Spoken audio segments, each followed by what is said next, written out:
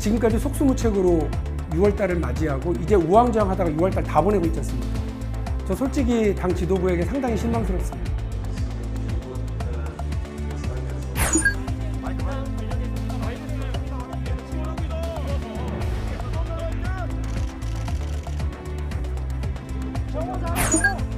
세법에 반영돼서 운영될 때 어떤 불확실성 요인이 있겠죠.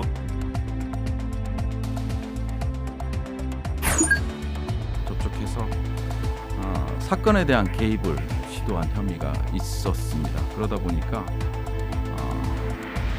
압수수색을 집행할 수밖에 없었다.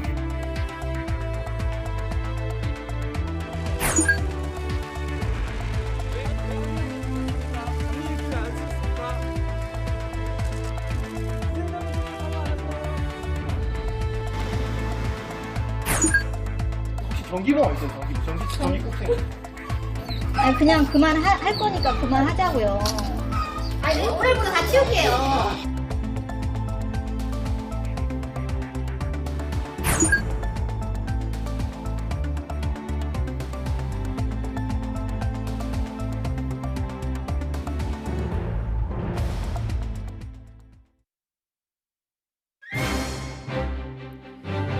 여러분 안녕하십니까? 네, 화요일 뉴스나이트 시작합니다.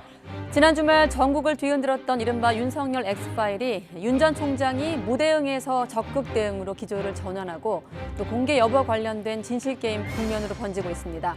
엑스파일이 존재한다면 출처와 신빙성 또 해당 의혹에 대한 검증 절차가 관건일 텐데요. 잠시 뒤에 나이트 포커스에서 이번 논란의 시작점인 장성철 소장에게 직접 물어보고 변호사와 함께 법리적인 부분도 짚어보겠습니다.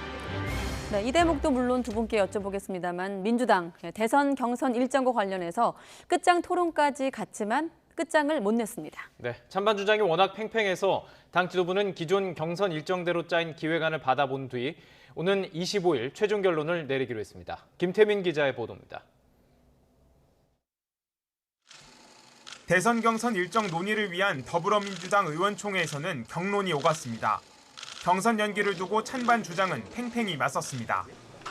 코로나 때문에 거의 정상적인 경선이 안 되니 코로나 이후에 정상 경선을 통해서 정말 제대로 후보를 뽑자. 경선 날짜를 조정한다고 흥행을 우리가 보장받을 수 있겠어요? 공은 다시 최고위원회의로 넘어왔지만 또 결론을 내지 못했습니다. 민주당 지도부는 대선 경선 기획단에서 현행 일정대로 짠 선거 기획안을 받아본 뒤 오는 25일에는 최종 결론을 내겠다고 강조했습니다. 당원에 있는 규정대로 안을 만들어 보고 그 관련해서 큰 문제가 있다고 그러면 또 더 논의를 해보고. 최고위원들 가운데 과반이 또 대선 경선 기획단장인 강훈식 의원 역시 경선 연기에 부정적인 것으로 알려져 현행대로 경선을 치를 가능성이 일단은 높아 보입니다. 문제는 지도부가 결단을 미루는 사이 당내 갈등이 격화하고 있다는 겁니다. 이재명 지사가 통 크게 경선 연기를 받아야 한다는 주장까지 잇따라 터져나왔지만 다양한 의견이 나왔으면 좋겠고요. 가장 좋은 것은 이재명 지사가 통 큰 양보를 하는 거죠. 이 지사는 원칙대로 하자는 입장을 다시 분명히 했습니다.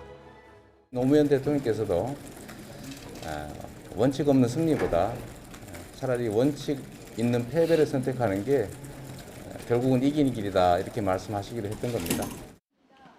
이 와중에 지도부 책임론까지 불거졌습니다. 이제 우왕좌왕하다가 6월달 다 보내고 있지 않습니까?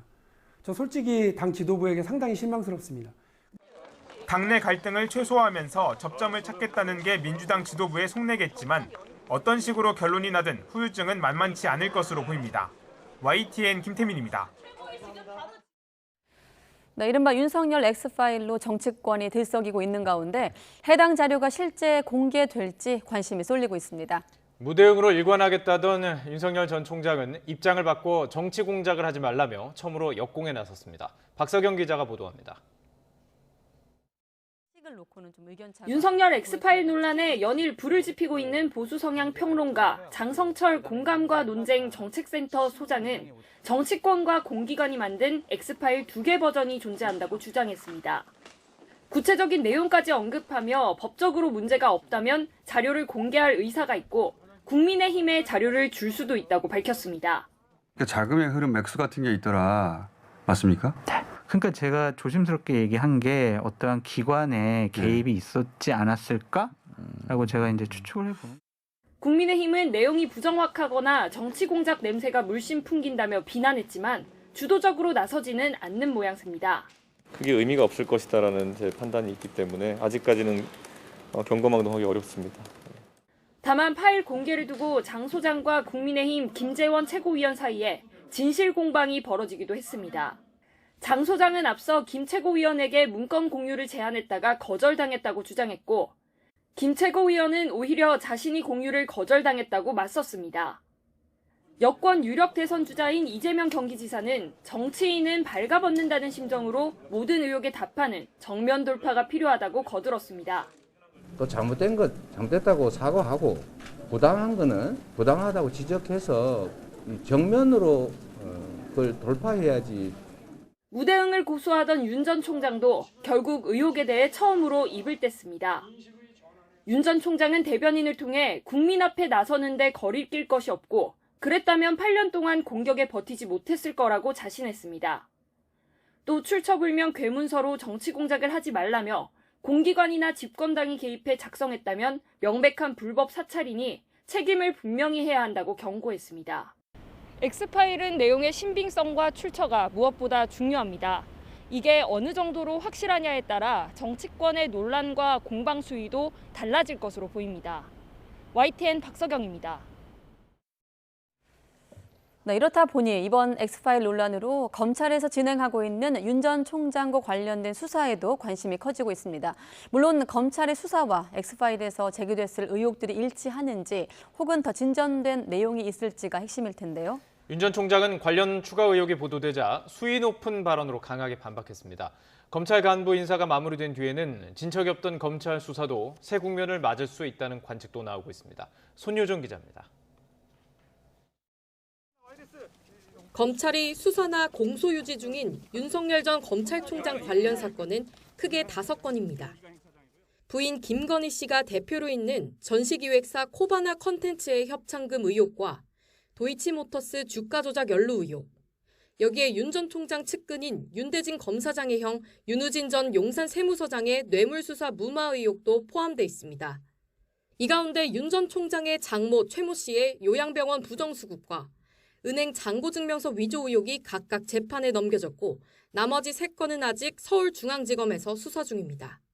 윤 전 총장의 직접 해명까지 촉발한 사건이 도이치모터스 주가 조작 의혹으로 아내뿐 아니라 장모 최 씨도 연루된 정황을 검찰이 포착했다는 게 최근 언론에 보도된 추가 의혹입니다. 보도 직후 윤 전 총장 장모 변호인에 이어 윤 전 총장이 직접 발끈하며 반박에 나섰는데 발언 수위가 꽤 높았습니다. 윤 전 총장은 법과 원칙에 따라 동등한 수사와 재판을 받아야 한다는 소신에 가족도 예외가 될 수 없다고 생각한다면서도 최근 출처불명의 괴문서에 이어 검찰발로 확인되지 않은 내용이 보도된 것은 정치 공작의 연장선상이 아닌지 의심된다고 반박했습니다.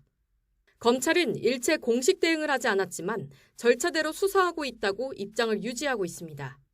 검찰뿐 아니라 고위공직자 범죄수사처도 옵티머스 사기 사건 무혐의 관련 의혹 등 관련 고발 사건을 접수하고 윤 전 총장을 정식 입건한 상태입니다. 공수처의 경우 수사 인력 부족 등을 이유로 수사 속도가 더딜 수밖에 없는 상황이지만 1년가량 속도를 내지 못하는 검찰 수사는 최근 이딴 간부 인사로 새 국면을 맞을 수 있다는 관측도 나옵니다. 추미애 전 장관이 지난해 10월 총장을 배제한 수사 지휘권 발동으로 현재 김호수 총장도 관련 수사 지휘 라인에서 빠져있는 상태입니다. 이 때문에 어떤 식으로든 사건 처분을 내리기 위해선 중간 간부 인사 후 새롭게 자리에 앉을 수사 지휘 라인과 이정수 서울중앙지검장의 결단이 필요한 상황입니다. 더구나 최근 이른바 엑스파일 논란으로 관련 의혹이 다시 주목받으면서 검찰이 신속히 수사 결과를 내놓아야 한다는 목소리가 커질 전망입니다. YTN 손유정입니다. 네, 민주당이 당내 진통 끝에 매듭을 지었던 종부세 상위 2% 부과 방안에 대해서 청와대 고위 관계자가 일부 우려의 뜻을 밝혔습니다. 2%처럼 100분위로 과세 대상을 끊으면 예측 가능성이 떨어질 수밖에 없다는 얘기인데 야당도 일제히 비판에 나서면서 당론 확정 뒤에도 종부세 공방이 계속되는 양상입니다. 송재인 기자가 취재했습니다. 민주당 송영길 대표가 직을 걸고 추진했던 종부세 상위 2% 부과안에 대해 청와대는 미묘한 온도차를 보였습니다. 당론을 존중한다면서도 이런 방식은 정책 혼선이 생길 수 있다는 점을 인정했습니다. 그 취지는 일정한 비율의 고가주택을 대상으로 종부세를 부과하자는 것일 겁니다. 세법에 반영돼서 운영될 때 어떤 불확실성 요인이 있겠죠. 100분위로 과세 대상을 끊으면 매번 누가 세금을 내야 하는지 예측하기 어렵다는 취지입니다. 다만 이호승 실장은 앞으로 여당과의 논의 과정에서 이런 불확실성을 최소화하겠다고 밝혔습니다. 100분위로 하는 건 헌법에 규정된 조세 법률주의에 어긋난다는 주장까지 이미 제기된 상태입니다. 2%가 되는 금액을 지금처럼 매년 공시지가를 발표할 때 정해지는 거니까요. 이런 정도의 시행령의 위임에서 정하는 기준은 현재의 종부세법에도 많고요. 야당도 일제히 비판에 가세했습니다. 국민의힘은 국민을 집값으로 줄 세워 2%와 98%로 편가르는 꼴이라며 이제라도 종부세 과세 기준을 12억 원으로 높이는 정책을 받아들이라고 촉구했습니다. 민주당은 국민 편가르기를 선거 전략으로 악용하는 못된 습관을 당장 버려야 합니다. 정의당은 민주당이 대선 전국을 앞두고 끝내 부자 감세를 강행했다고 비판했습니다. 부동산 조세 정의를 확립하고 집값 안정을 도모하고자 했던 노무현 대통령의 종부세 도입 취지를 근본적으로 부정하는 것입니다. 민주당은 우여곡절 끝에 종부세 완화 방안을 확정한 만큼 이번 달 입법까지 마무리한다는 방침입니다. 하지만 야당은 물론 청와대에서도 일부 우려가 나오면서 입법 과정에서 공방이 불가피할 것으로 보입니다. YTN 송재입니다. 더불어민주당이 국민권익위원회 전수조사 결과 부동산 의혹이 제기된 양이원영, 윤미향 비례대표 의원들에 대한 출당 조치를 의결했습니다. 이와 관련해 윤미향 의원은 의혹과 관련해 의원들에게 충분히 소명했다면서 향후 의정 활동을 통해 국민의 뜻을 실현하겠다고 밝혔습니다. 양이원영 의원은 의혹이 제기된 어머니 소유 토지는 자신과 무관하다는 것이 이미 특별수사본부 수사 결과로 확인됐다면서 억울해도 당을 위해 희생하라는 건 전근대적 태도라고 비판했습니다. 정부가 다음 주 중에 코로나19 위기 극복을 위한 2차 추경의 구체적인 내용을 공개할 전망입니다. 카드를 더 쓴 만큼 돈을 돌려준다는 신용카드 캐시백은 어느 정도 윤곽이 잡혔지만 재난지원금은 전 국민이 될지 아니면 선별이 될지 아직 당정 협의가 진행 중에 있습니다. 권남기 기자가 보도합니다. 2차 추경의 구체적인 윤곽이 이르면 다음 주 발표됩니다. 카드를 과거보다 더 쓰면 돈을 돌려주는 신용카드 캐시백과 소상공인 피해 지원, 그리고 5번째 재난지원금이 핵심입니다. 신용카드 캐시백의 경우 전 국민을 대상으로 더 쓴 카드액의 10%가량을 돌려주는 방안이 논의되고 있습니다. 다만 환급액의 한도를 두고 30만 원에서 50만 원 사이에서 당정이 협의 중인 것으로 전해졌습니다. 통상적인 증가 규모를 초과해 사용한 신용카드 사용액에 대해서 일정 비율을 환급 형태로 캐시백 해주는 방식으로 지금 생각을 하고 있고요. 또 다른 코로나 위기 대책인 재난지원금은 여당과 정부의 의견이 갈리며 아직 결론이 나지 않았습니다. 여당은 전 국민 재난지원금을 주장하고 있지만 하루라도 빨리 전 국민 재난지원금을 지급해드릴 수 있도록 논의에 착수하겠습니다. 기획재정부는 소득 하위 70%에게만 주는 방안을 들고 맞서고 있습니다. 신용카드 캐시백이 전 국민 지원 효과가 있는 만큼 굳이 예산을 더 들여 고소득층에게 추가 현금 지원을 할 필요는 없다는 겁니다. 이런 가운데 여당은 2차 추경 전체 규모를 33조 원 정도로 추산했습니다. 추경의 가용 자원은 국비, 지방비 등을 합치면 대략 33조 원 내로 추정될 수 있습니다.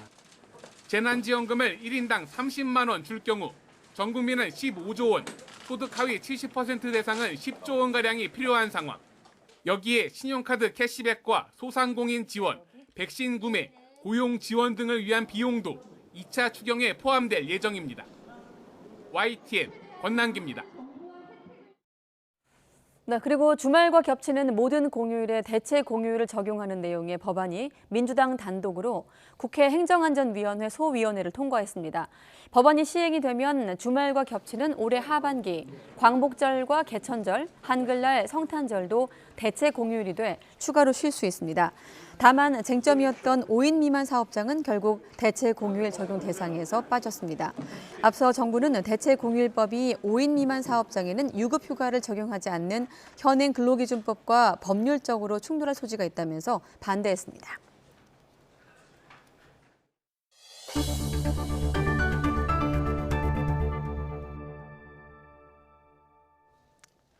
여중사 성추행 사망 사건과 관련해 20비행단 군검사 등 공군본부 군검사 가운데 일부가 피의자로 전환됐습니다.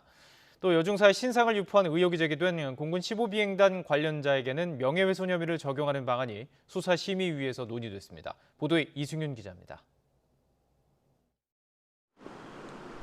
국방부 검찰단이 여중사 성추행 사망 사건과 관련해 모두 10명 이상을 피의자 신분으로 전환했습니다.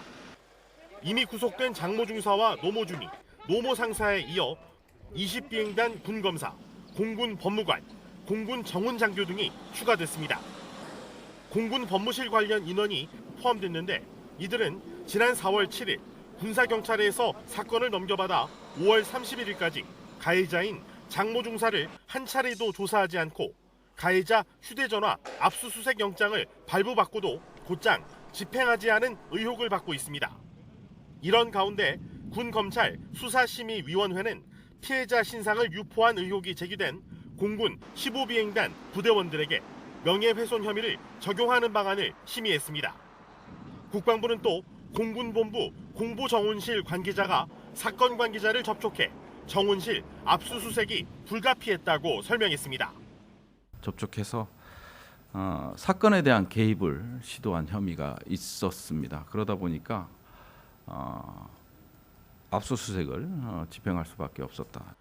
공군을 현장 점검한 여성가족부는 성폭력 사건 처리와 피해자 보호 등을 위한 체계를 갖추고도 제대로 운용하지 않았고 성폭력 재발 방지 대책도 부실했다고 지적했습니다. 국방부는 지적사항을 반영해 민관군 합동위원회 등에서 재발 방지 대책을 수립하고 오는 9월까지 여가부에 제출한다는 계획입니다. YTN 이승윤입니다.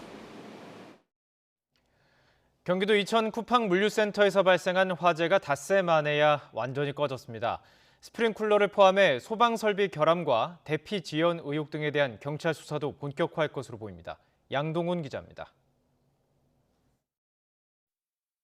지난 17일 새벽 5시 반쯤 시작된 쿠팡 덕평물류센터 화재를 잡는데 꼬박 닷새 131시간이 걸렸습니다. 김동식 구조대장이 불길을 잡다가 순직했고 면적 12만 7천여 제곱미터의 건물이 완전히 타고 물품 1,600만여 개도 잿더미로 변했습니다. 발화 지점은 앞서 확인된 CCTV를 통해 지하 2층 선반이 콘센트로 파악됐습니다. 화재 규모가 커진 것과 관련해서는 여러 의혹이 제기된 상황입니다. 우선 물류센터 내 스프링클러가 어떤 상태였는지가 우선 조사 대상이 될 것으로 보입니다. 화재 당시 8분 늦게 작동했다는 사실이 드러났기 때문입니다. 최종 결과가 나와야 되겠지만 저희가 하는 조사로는 그래서 8분 정도 지체가 이루어진 것으로 확인했습니다. 앞서 지난 2월 소방시설 종합정밀점검에서 덕평물류센터는 결함 277건을 지적받았는데 이 가운데 60건이 스프링클러 관련이었습니다. 쿠팡 측은 최근 이를 모두 바로잡았다고 소방서에 보고했지만 실제로 이뤄진 건지 소방당국의 사후 조치는 적절했는지도 확인이 필요합니다. 사진으로만 확인하는 거하고 실제 현장에서 확인하는 거하고는 엄연히 다를 수 있는 것입니다. 실제 현장에 가서 직접 제대로 고쳐졌는지 확인할 필요가 있겠습니다. 이뿐 아니라 경보기가 울리고 20분 뒤에야 대피 방송을 했고 직원의 최초 화재 신고를 쿠팡 측이 묵살했다는 주장과 관련한 조사도 이뤄질 것으로 보입니다. 경찰은 일단 소방 관리자를 포함해 쿠팡 관계자들을 참고인으로 불러 조사했고 추가 조사를 이어간다는 계획입니다. 다각적으로 다 수사를 하고 있고 본격화 수사는 현장 감시 이루어진 다음에 본격화가 되지 않을까 싶은데요. 경찰은 유독가스가 빠지고 물류센터 안전진단 결과가 나오는 대로 합동 감식을 벌인 뒤 본격적인 수사에 들어갈 방침입니다. YTN 양동훈입니다. 광주 붕괴 건물 철거업자 2명에 이어서 감리를 소홀하게 한 건축사도 구속됐습니다. 감리 선정 과정에서 부정한 청탁이 드러났는데요. 경찰은 허가와 관리 감독에 대한 수사도 본격화하고 있습니다. 김범환 기자입니다.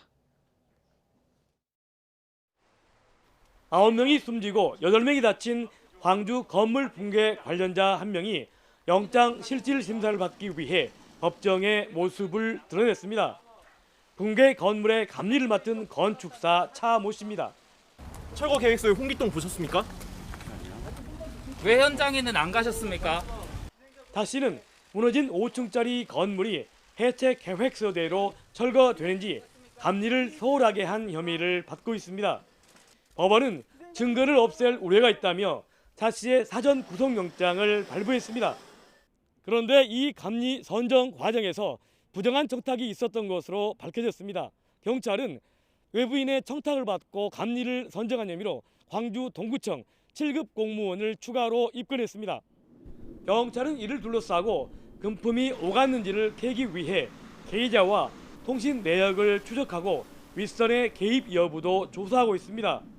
이로써 광주 건물 붕괴 참사로 입건된 사람은 모두 19명으로 늘었습니다.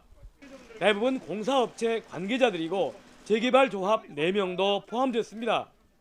증거인멸 시도도 추가로 확인됐습니다. 경찰은 지난 18일 압수수색 당일에 철거업체 한솔기업에서 현물 서류를 숨기려 했다고 밝혔습니다. 철거업체 다원 ES에서는 압수수색 닷새 전에 컴퓨터 안에 들어있던 전자정보를 통째로 없애고 CCTV를 지우기도 했습니다. 경찰은 국세청 등과 공조해 분양 특혜 의혹도 들여다보고 있습니다. 모두 5차례나 사고 현장을 감식한 경찰은 붕괴 원인 발표는 늦어도 다음 달 초에는 가능할 것으로 내다봤습니다. YTN 김범환입니다. 네, 잔인한 방법으로 개를 도살하거나 허가를 받지 않고 반려동물을 판매한 업자들이 무더기로 적발됐습니다. 경기도 특별사법경찰단은 동물보호법 등을 위반한 시설 50여 곳을 적발해 검찰로 넘겼습니다. 김학무 기자입니다. 개를 사육해 판매하는 농장입니다. 농장 한편에 불법 도살장이 있는데 차마 눈뜨고 못 볼 지경입니다. 지저분한 바닥에 분비물이 흥건하고 방금 작업한 것으로 보이는 흔적도 남아 있습니다. 조사 결과 이 농장은 지난해부터 전기도구로 감전시키는 등 잔인한 방법으로 불법 도살한 것으로 드러났습니다. 혹시 전기봉 있어요? 전기 꼭쟁이? 아니 그냥 그만할 거니까 그만하자고요. 아니 올해부터 다 치울게요. 음식 쓰레기를 개에게 먹이고 이 때문에 병에 걸려 죽은 개들을 그냥 내다버린 농장도 있습니다. 허가도 받지 않고 개를 키우면서 강아지를 반려견으로 판매한 것도 부지기수. 농장에서 나오는 가축 분뇨와 오염물을 제대로 처리하지 않고 하수구에 버린 곳도 있습니다. 적발된 곳은 농장과 도살장, 판매장 등 53곳에 달합니다. 동물 도살장이라든지 또 개를 많이 키우는 농장이라든지 또 동물 생산업을 하는 곳에서 동물 학대가 건전될 수 있도록 경기도는 개 식용과 매매 금지 등 동물 생명 존중과 동물 복지 문제 해결을 위한 법 개정과 제도 개선에 나서겠다고 밝혔습니다. 또 동물 학대 행위를 제보할 경우 현장 사진이나 동영상 등 구체적인 증거물을 보내주면 수사에 큰 도움이 될 것이라며 주민 협조를 요청했습니다. YTN 김학무입니다. 네, 20대 아버지가 생후 105일 된 딸을 일부러 쿠션 위에 엎드려 눕히고 내버려둬 숨지게 한 혐의로 구속이 됐습니다. 경찰은 현장 감식과 부검, 포렌식 등을 거쳐 수사한 결과 친부가 아이를 학대하는 것으로 보고 있습니다. 또 친모도 평소 아기를 방임한 것으로 판단하고 아동복지법 위반 혐의로 불구속 송치했습니다. 두 사람은 경찰 조사에서 아기를 방임하고 학대한 혐의 모두를 부인한 것으로 알려졌습니다. 오피스텔 신축 공사 현장에서 타워 크레인을 해체하던 60대 근로자가 추락해 숨졌습니다. 경찰과 고용노동부는 작업 중지 명령을 내리고 안전수칙 준수 여부 등을 조사하고 있습니다. 김민성 기자가 취재했습니다. 전북 전주의 한 오피스텔 신축 공사장입니다. 60대 노동자 A씨가 숨진 장소에 접근을 막는 폴리스 라인이 설치돼 있습니다. 사망 사고는 타워 크레인을 해체하는 협력업체 소속 A씨가 작업하던 중 일어났습니다. 사고가 난 공사 현장입니다. 이 노동자는 크레인과 건물 사이를 연결하는 안전 지지대를 철거하다 변을 당했습니다. 추락 사고가 난 건 아침 7시 30분쯤. A씨는 약 20m 높이에서 떨어져 그 자리에서 숨졌습니다. 해체 작업 도중 타워 크레인과 연결된 줄이 갑자기 끊어진 게 화근이었습니다. 경찰은 공사 현장 관계자 등을 불러 안전 수칙 준수 여부를 조사하고 있습니다. 네, 정상적으로 했는데 작업을 하는 건 노력이 이전에 사고야 아드노프를 좀 확인을 했을 부분도 없잖아 있는데. 하루 앞서 익산에서도 지붕에서 작업하던 50대가 바닥으로 추락해 숨졌습니다. 이처럼 산업 현장에서 추락해 죽거나 다치는 노동자는 해마다 15,000명 안팎입니다. 이 중 사망자는 300여 명, 매일 1명씩 허망하게 가족의 품을 떠나고 있습니다. 안전사고 예방 목소리는 높지만 반복되는 노동자 산재 추락사를 막기에는 역부족인 게 안타까운 현실입니다. YTN 김민성입니다. 한국전력이 개성공단에 반년 동안 전력을 공급했던 것으로 드러나 논란이 일고 있습니다. 우리 인력이 한 명도 남아있지 않은 상황에서 전기를 보낸 배경은 무엇이고 또 그 전기가 어디에 사용됐는지 의문이 제기될 수밖에 없는데 정부는 최소한의 시설 유지를 위해서였다고 해명했습니다. 이지은 기자입니다. 지난해 1월 말 개성공단에 있던 우리 측 인력은 코로나19로 모두 철수했습니다. 그리고 5달 뒤인 지난해 6월 16일, 북한은 남북 공동연락사무소를 폭파했습니다. 그런데 우리 측 인력이 한 명도 남아있지 않던 기간에도 한전이 개성공단에 전력을 공급한 것으로 드러났습니다. 국민의힘 윤영석 의원이 한전에서 받은 자료를 보면 한전은 지난해 1월부터 6월까지 898메가와트시의 전력을 개성에 보냈습니다. 해당 전기요금은 모두 남측에서 부담합니다. 이에 대해 한전은 임시철수 상황에서 계약자의 해지 요청 없이 전력 공급을 중단할 수는 없었다고 해명했습니다. 이어 철수 뒤 검침이 불가능해 전년 같은 달 사용량 범위에서 협정 사용량으로 요금을 청구했다고 해명했습니다. 또 연락사무소 폭파 이후에는 전력을 보낸 적이 없고 11월에 기록된 수치는 2월부터 6월까지 실제 사용량을 계산해 차이나는 부분을 한꺼번에 청구한 것이라고 설명했습니다. 전력 자체는 대북 수출 금지 품목은 아닙니다. 하지만 북한이 이 전력을 어디에 사용했는지에 의구심이 쏠립니다. 일부 공장을 가동했거나 또는 북한에 단순하게 일방적으로 지원했거나 이것은 또 투명성의 문제로 국민들께 알 필요가 있다고 생각하고 최악의 상황은 거기에서 북한이 군수물자를 만들었다면 이거는 제재 위반이 되는 거죠. 이에 대해 통일부 당국자는 재보수에 비용과 시간이 드는 걸 막으려 최소한의 기반시설 유지를 위한 전력을 공급했다고 해명했습니다. YTN 이지은입니다.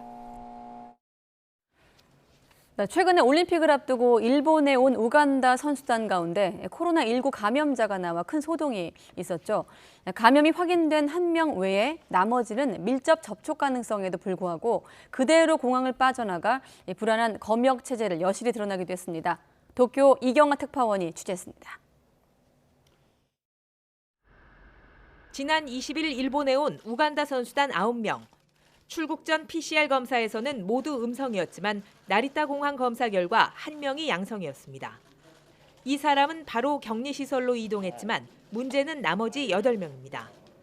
밀접 접촉 가능성이 있는 만큼 이동을 통제하는 것이 상식적이지만 그대로 공항을 나와 오사카 지역 합숙지로 간 겁니다.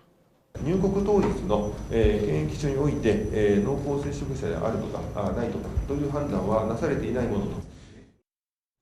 감염 위험에 대한 판단은 합숙지가 있는 각 지자체 책임이라는 게 일본 정부 설명입니다.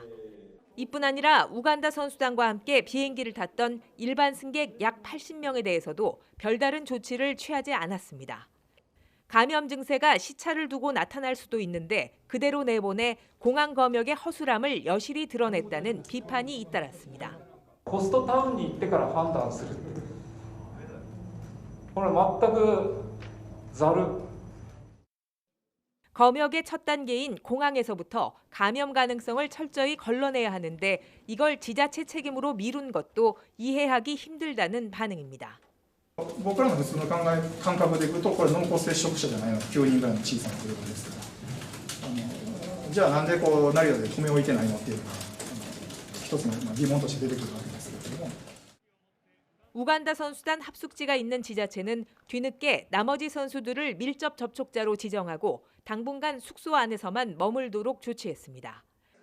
올림픽을 앞두고 각국 선수단이 적응 훈련을 위해 일본에 속속 도착할 예정입니다. 하지만 선수단을 맡는 일본의 방역 대책은 과연 이대로 괜찮은 것인지 벌써부터 불안의 목소리가 이어지고 있습니다.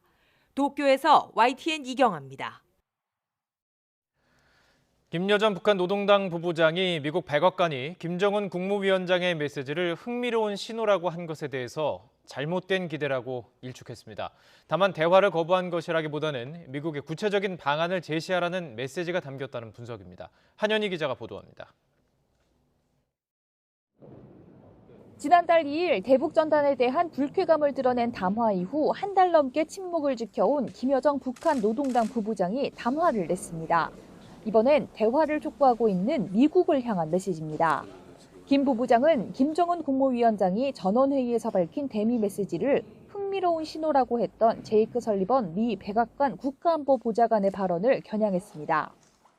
꿈보다 해몽이라는 속담을 언급하며 미국이 스스로를 위안하는 쪽으로 해몽하고 있는 것 같다고 비꼬았습니다.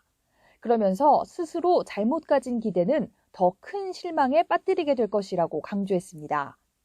표면적으로는 방한 이후 반복해서 조건 없이 만나자고 촉구한 성김 미 대북 특별대표의 제안을 거절한 것으로 읽히지만 전문가들은 직접적인 비난이나 거친 표현이 없다는 점에서 대화를 거부한 것이 아니라 여지를 열어둔 것이라고 풀이했습니다. 북한이 대화의 선결 조건으로 요구하고 있는 적대시 정책 철회에 대한 언급이나 새로운 제안 없이 대화 재개만 촉구하는 미국에 구체적인 협상안을 가져오라고 다시 공을 넘긴 거라는 겁니다. 미국이 뭔가 행동을 해야 대화에 나오는데 행동은 안 하고 말로만 대화를 하자고 말잔치를 벌이니까 북한에서 그냥 웃기는 소리 하지 마라 그렇게 한마디 한 거죠. 또 북한을 실제로 대화로 이끌기 위해서는 명분 제공이 필요하다고 지적했습니다. 싱가포르 합의 이행 문제를 중심으로 논의하되 북측이 원하는 생존권과 발전권을 포함하여 미국 양측이 원하는 제반 문제를 모두 논의할 수 있다. 전문가들은 김 부부장 담화에는 최고 지도자의 대화 준비론에 국가안보 보좌관이 흥미롭다고 가볍게 반응한 것에 대한 반발도 담겨 있다고 분석했습니다. YTN 하연입니다. 문재인 대통령이 성김 미 국무부 대북 특별대표를 만나 남은 임기 동안 남북 북미 관계 개선에 가능한 역할을 다하겠다고 말했습니다. 김 대표는 방한 기간 대북 관련 최고위급 인사들을 잇따라 만나면서 대화 재개 기대감을 끌어올리고 있는데 정작 북한의 반응은 여전히 냉담합니다. 나윤수 기자가 보도합니다. 방한 나흘째를 맞은 성김 미 국무부 대북 특별대표가 문재인 대통령을 예방했습니다. 지난 한미 정상회담 당시 바이든 미국 대통령의 대북 특별대표 임명 발표에 깜짝 선물이라고 표현했던 문 대통령. 김 대표에게 북한과의 대화 재개를 위한 한미 간 긴밀한 공조를 강조하며 남북관계 개선과 북미 대화가 선순환으로 발전할 수 있도록 협력하자고 말했습니다. 남은 임기 동안 남북, 북미 관계를 일정 궤도에 올려놓기 위해 가능한 역할을 다하겠다며 북미 관계 개선에 성공해 한반도 비핵화와 평화 정착을 이룰 수 있길 바란다고 덧붙였습니다. 김 대표는 남북 간 의미 있는 대화와 관여, 협력에 대한 바이든 대통령의 지지를 재확인하고 대화 재개 노력을 약속했습니다. 김 대표는 이어 서훈 국가안보실장과 별도 면담하며 남북, 북미 대화를 재개하기 위한 구체적이고 실용적인 방안을 논의했습니다. 이에 앞서 이인영 통일부 장관 접견에서는 지금이 한국과 미국 모두에게 중요한 시점이라는데 양측이 공감했습니다. 이 장관은 김 대표가 북한의 조건 없는 만남을 제안한 데 완전히 공감한다고 밝혔습니다. 지금 대화 국면으로의 전환을 위해서 매우 중요한 정세의 분수령인 것으로 대화의 조속한 재개를 위해서 한미가 긴밀한 협의를 통해서 보다 능동적이고 또 기민하게 움직일 필요가 있는 시점인 것 같습니다. 그러면서 코로나19, 식량 등 민생협력과 이산가족 상봉, 금강산 방문, 기후변화 협력 등을 함께 추진해 볼 수 있다며 한미 간 능동적이고 창의적인 접근법을 검토해 보자고 제안했습니다. We support meaningful inter-Korean dialogue, cooperation and engagement, and I look forward to staying in very close touch with you and your colleagues about some of the ideas that you have going forward. 김 대표는 임명 후 첫 방한에서 문 대통령을 비롯해 최고위급 인사를 잇따라 만나고 실무 협의까지 진행하며 북한과의 대화 재개를 위한 한미 간 조율에 속도를 붙이고 있습니다. 다만 북한이 조건 없는 만남 제안 하루 만에 잘못된 기대라는 답변을 내놓은 만큼 지금의 교착 국면이 한미 간 소통처럼 순조롭게 풀릴지는 미지수입니다. YTN 나연수입니다. 국내에서 확산하고 있는 코로나19 변이 바이러스 다수는 영국 유래 알파형입니다. 문제는 이보다 전파력이나 위험도가 높은 인도 유래 델타형 변이가 계속 늘고 있다는 것인데 이영원 기자가 대책을 취재했습니다. 지난 일주일 추가로 확인된 변이 바이러스 확진자는 260명이 넘습니다. 확진자의 15%를 분석한 건데 3명 가운데 1명 이상이 변이 감염자였습니다. 영국 변이인 알파형이 대부분이고 인도 유래인 델타형이 뒤를 이었습니다. 문제는 알파형보다 위험한 델타 변이가 해외 유입을 통해 늘고 있는 겁니다. 최근 인도에서 들어온 재외 국민 가운데 19명도 이 변이에 감염된 것으로 확인됐습니다. 델타형 변이의 국내 검출률은 1.9% 수준이지만 해외 유입의 경우 검출률은 37.0%로 높습니다. 1.6배 정도 전파력이 좀 높고 입원율은 2.26배 정도 높은 것으로. 정부는 변이 확산을 막기 위해 인도에서 온 입국자의 시설 격리를 의무화하고 3번에 걸쳐 진단 검사를 합니다. 하지만 이런 과정을 거치고도 인도발 입국자가 격리 해제 뒤 확진 판정을 받으면서 비상이 걸렸습니다. 변이 여부에 대해서 현재 검사가 진행 중에 있고 포괄적으로 접촉자 관리를 해서 추가 전파가 최소화될 수 있도록 하고. 상황이 이런데 다른 출발지에서 인도를 경유해 오는 경우는 아예 강화된 기준조차 적용되지 않습니다.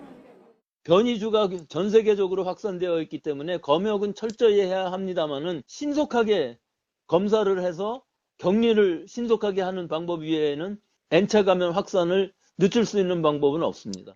입국자 관리 강화와 함께 국내 백신 접종률을 최대한 끌어올리는 것도 변이 확산을 막는 방법입니다.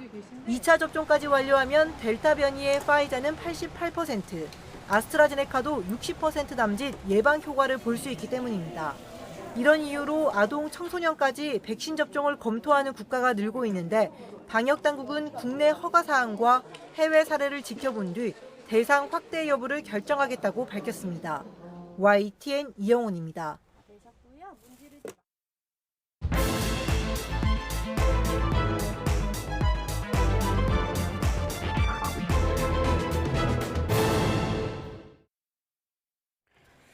네, 더불어민주당이 대선 경선 일정을 확정하기 위해 찬반 끝장 토론까지 갔지만 결론 도출에 또다시 실패했습니다.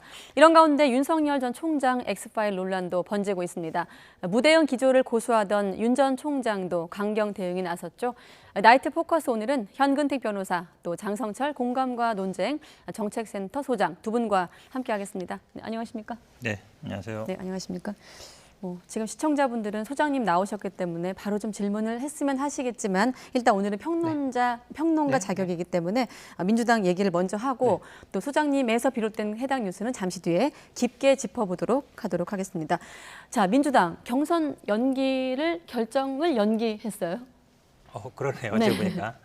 민주당 얘기는 짧게 하겠습니다. 예. 그러니까 민주당 사실은 별로 안 좋은 모습이거든요. 그러니까 빨리 결정을 해야 되는데 그러니까 저는 이제 국민의힘 지금 이준석 대표 같은 경우에는 주자들이 다 밖에 있어요. 네. 밖에 있는데도 정시에 출발한다 이러고 있거든요. 안 타면 우리 그냥 갈 거다 이러고 있단 말이에요. 그만큼 어찌 보면 원칙을 지키겠다는 모습이거든요. 네. 그런 게 이제 국민한테 신뢰를 주는 모습인데 우리 당은 사실은 어찌 보면 이제 서로 유불리를 따지고 있는 거예요. 원칙은 정해져 있습니다. 180 전에로 돼 있는 거예요. 근데 네. 결국은 이제 오늘도 아마 의총에서 결론이 못 난 것 같습니다. 팽팽했던 것 같은데요. 근데 그동안 여론조사를 보면 대부분 원칙대로 해야 된다는 의견이 훨씬 많았어요. 제가 보기엔 그렇습니다. 2배 이상 되는 것도 있고요. 네. 근데 이게 결국은 아마 주자들 간의 유불리에 따라 가지고 견해가 팽팽하게 갈리고 있는데 저는 사실은 이게 아마 25일 최고위원회를 다시 해서 결정하겠다 그러는데 빨리 결정하는 게 저는 당에는 도움이 된다고 보고 있습니다. 네, 시간을 벌었다고 봐야 될까요? 어떻게 좀 보십니까, 소장님께서는? 말씀하신 대로 의총 분위기를 보니까 어떤 대선 주자들의 대리전 양상을 좀 띠기도 하고요. 네. 좀 민주당 얘기를 좀 길게 했으면 좋겠는데 이거는 되게 민주당한테 안 좋아요. 원칙을 깬다라는 것은 약속을 깬다라는 것이거든요. 예. 그렇다면 국민들이 신뢰를 할 수가 없어요. 당신들은 항상 원칙과 약속을 깨는 정당이야. 당신들이 하는 약속을, 정책을, 공약을 어떻게 믿을 수 있어? 이런 식으로 확대될 수가 있어요. 네. 지금 이렇게 경선 연기에 대해서 저렇게 논란을 벌이는 것은 특정 후보 측은 연기하면 우리한테 유리해 라고 생각하는 것이고 특정 후보는 아니 빨리 그대로 해. 그래야 우리가 유리해 라고 하는 거거든요. 네. 이럴 때일수록 원칙으로 가는 게 맞아요. 약속을 변경하려면 모든 사람들이 동의해야 돼요. 그것이 대선 후보 경선 룰을 바꾸는 가장 큰 기본 원칙입니다. 지금 이렇게 새싸움 형식으로 보여지는 것 자체가 민주당에게는 상당히 큰 악재가 될 것이고 지금 저런 논란이 계속될수록 감정이 쌓여서요. 나중에 대선 후보 경선 과정 중에서도 상당한 분란과 논란, 서로 간의 싸움이 격화될 것이다 라고 전망해 봅니다. 네, 그럼 어떤 식으로 좀 해결을 해 나갈까요? 이 질문도 여러 번 들었습니다만 송 대표 같은 경우도 상당한 사유가 성립하는지 아무래도 당원을 좀 의식한 발언인 것 같은데 상당한 사유 어떻게 좀 결국은 이제 이게 정치의 문제이기 때문에 법 해석의 문제로 저도 치환하고 싶지는 않은데 근데 법에는 이런 게 있습니다. 기본적으로 180일 전에 하게 돼 있고 다만 상당한 이유가 있을 때는 상무위 결정으로 따로 정할 수 있다고 돼 있는데 당무위 결정을 할 수 있게 돼 있는데 이제 이게 법 얘기 죄송합니다만 법엔 그래요. 기본적으로 원칙은 원래 있는 거잖아요. 그럼 예외사항은 예외사항이 있는 사람이 주장해서 입증을 해야 돼요. 지금 말씀처럼 근데 의견이 이게 팽팽하다. 그러면 그 의견이 확실히 앞서는 게 아니거든요. 그러니까 사실은 어느 쪽인지 확실치 않다. 상당한 이유가 있는지 없는지 확실치 않다 그러면 원칙으로 가는 게 맞는 겁니다. 그러려고 원칙을 정해놓은 거거든요. 그런데 지금 자꾸 이제 코로나 상황이라든지 아니면 경선 흥행이라든지 아니면 여러 가지 얘기하고 있지만 사실은 아까 말씀하신 것처럼 그건 약간 명목상의 이유고 실제상의 이유는 지지율을 좀 따라잡을 시간이 필요하다 이거예요. 그러니까 그러다 보니까 어찌 보면 약간 실제 명목상 내세우는 것과 사실상의 이유가 다르다 보니까 그게 국민들의 지지를 못 받는 거거든요. 저는 그렇다 그러면 지금 말씀처럼 시간 간다고 이게 지지율이 변경되는 건 아니거든요. 그리고 코로나 상황에서도 충분히 국민의힘 같은 경우에는 전당대회 굉장히 흥행했거든요. 그러니까 예전처럼 다시 우리가 체육관 선거 할 수는 없는 거잖아요. 그렇게 본다 그러면 저는 그냥 원칙대로 가는 게 맞다. 그리고 결정은 빠를수록 좋다라고 보고 있습니다. 네, 앞서 국민의 지지를 말씀하셨는데 국민의 그런 민심을 다 담은 결과는 아니지만 민주당 지지층 같은 경우는 절반 이상이 경선 일정 연기에 반대한다 이런 또 여론조사 결과가 있습니다. 물론 51.2%이기 때문에 팽팽하다고 볼 수도 있겠습니다만. 근데 대선 후보 선출 시기를 현행대로 하는 것은 51%, 11월 달에 연기를 해도 좋다라는 건 33%예요. 네. 그렇다면 이거 대략 20% 정도의 차이가 있고 이 분들이 찬성을 하고 또한 반대를 하고 이런 것 자체가 민주당으로서는 상당히 안 좋은 거예요. 왜냐? 지지층이 분열하는 거예요. 각기 대선 후보에 따라서 이 민주당으로 한 팀으로 몰고 가야 되는데 지금 대선 후보에 따라서 지지층들이 분열하고 있다는 것 자체가 경선의 후유증을 벌써 생각할 수밖에 없다라고 말씀드리고요. 상당한 사유라는 것이 정말 상당한 사유여야지 어떤 특정한 후보군들이 연기하자고 해서 국민의힘이 대선 후보 선출을 11월 달에 한다고 해서 예상대로 11월 중에는 코로나 방역이 거의 좀 집단 면역이 형성될 것 같아서 이것이 상당한 사유가 될까요? 이것은 특정 계파, 특정 후보들이 자신들이 좀 유리해지기 위한 시간 벌기다. 그래서 이것을 원칙을 깨는 것은 민주당으로서는 어찌됐든 너무 안 좋은 거다. 원칙대로 밀고 나가시라라고 말씀드립니다. 네, 말씀하신 대로 지금 다른 후보들이 이른바 통 큰 양보를 하면서 이재명 지사 쪽을 좀 압박하고 있습니다만 역시나 이재명 지사 원칙을 지키는 게 더 중요하다라는 입장을 밝혔거든요. 이 지사 얘기도 한번 들어보도록 하겠습니다.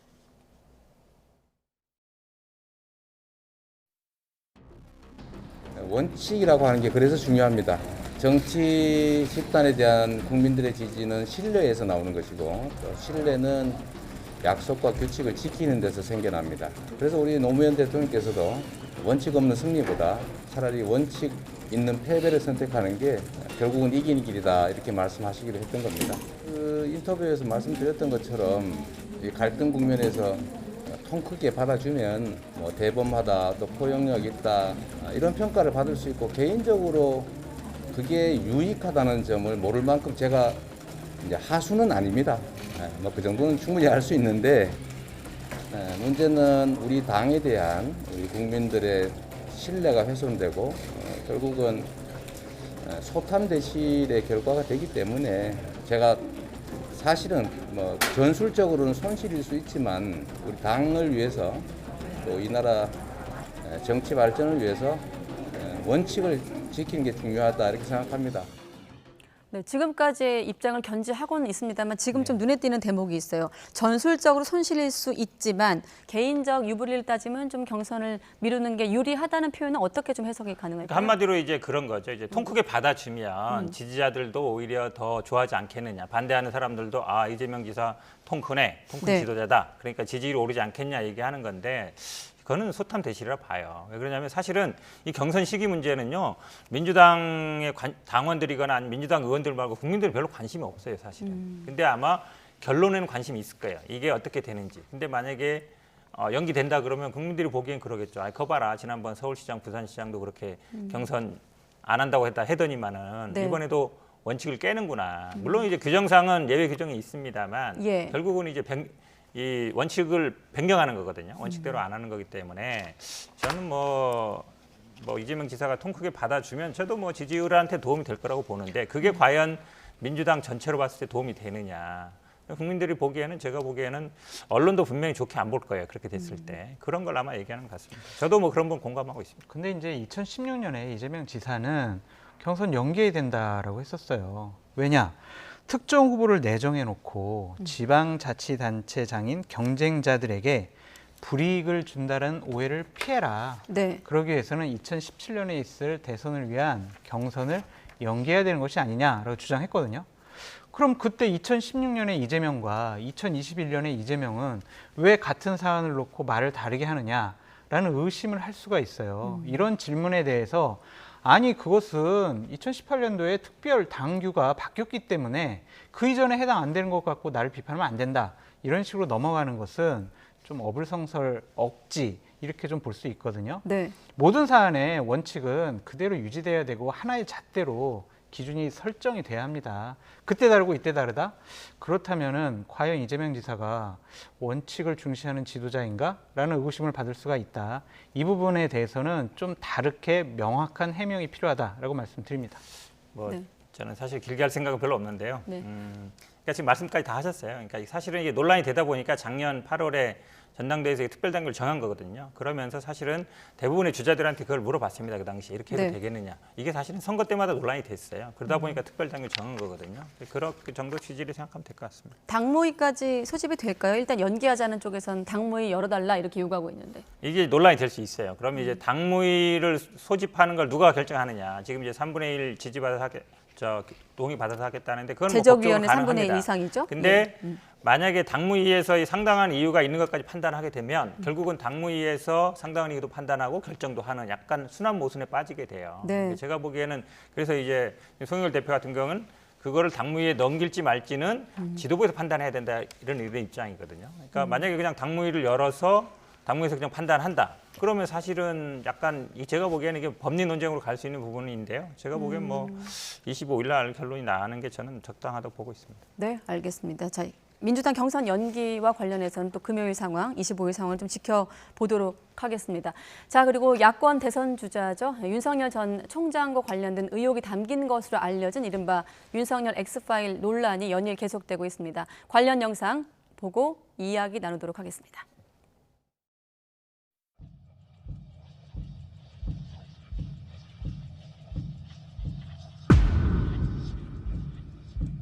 다른 인터뷰에서 거기 보니까 자금의 흐름 맥수 같은 게 있더라. 맞습니까? 그 수사기관이나 가지고 있는 건데. 그러니까 제가 조심스럽게 얘기한 게 어떠한 기관에 개입이 있었지 않았을까라고 제가 이제 추측을 해보는 거죠.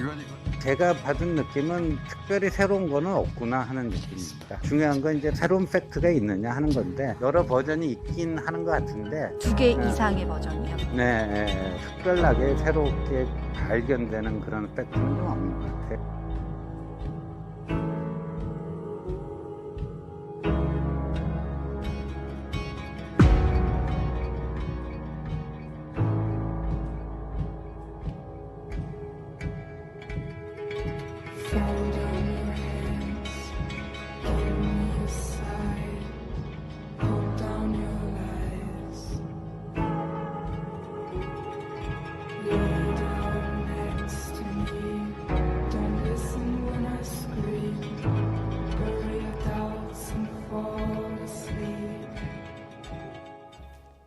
네, 지금 영상 속 질문이 X파일 실체 공개될까라고 던져 있기 때문에 바로 여쭤보면 공개되는 겁니까? 공개되기는 어려울 것 같습니다. 제가 공개할 수도 없고 제가 공개하겠다는 생각도 한 번도 한 적도 없고 그리고 윤석열 총장 측이나 당에 전달하겠다고 제가 했던 이유는 여권 측에서 저는 그냥 전 추측이니까 제가 생각하고 있는 것은 여권 측에서 만들어진 것으로 보여진 이러한 어쨌든 네거티브성 문건을 제대로 좀 분석을 하고 준비를 해서 대응을 잘 해라. 그래야 대선 후보 과정 중에서 벌어질 수 있는 여러 네거티브와 검증으로부터 좀 더 잘 방어할 수가 있다. 네. 그런 차원에서 제가 페이스북에다가 올린 것이지 이걸 제가 막 공개해가지고 윤석열 총장 이런 의혹 있어요. 저런 의혹 있어요. 이렇게 하려고 했던 것이 전혀 아니었다라고 말씀드립니다. 네, 아무래도 오늘 저희 나이트 포커스의 평론가 자격이기도 합니다만 또 이번 논란의 또 시작점이시기 때문에 질문이 좀 집중될 수밖에 없다는 점 미리 현 변호사님께도 양해 말씀드리겠고요. 한 가지 또 질문 드리면 말씀하신 대로 방어하기 힘들겠다면서 이제 X파일의 존재를 알리셨거든요. 그리고 나서 한 4일 정도 시간이 흘렀는데 의도한 대로 가고 있습니까? 제가 의도한 건 이게 아니에요. 네. 저는 개인적인 제 페이스북에 예. 제가 저 문건을 보고 그냥 이게 만약에 사실이라면 여러 가지로 대선 후보 과정 중에서 경선이든 본선이든 이런 것들을 방어하기가 상당히 어렵고 힘들 수가 있겠다. 그런 것들을 방어하려면 제대로 준비를 해야 되고 제대로 진영을 갖춰서 제대로 된 사람들이 이것을 방어를 해야 된다.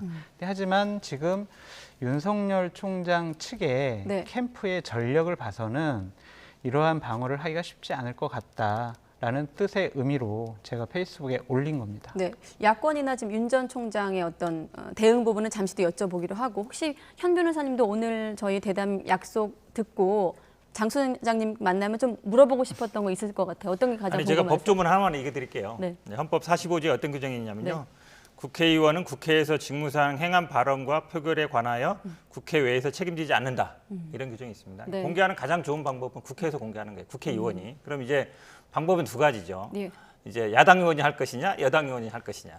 제가 보기에 야당 의원이 할 가능성이 별로 없어요. 불리한 거니까. 그럼 여당 의원한테 줘야 되는데 저한테 주면 제가 우리 당 의원한테 전달해 드리겠습니다.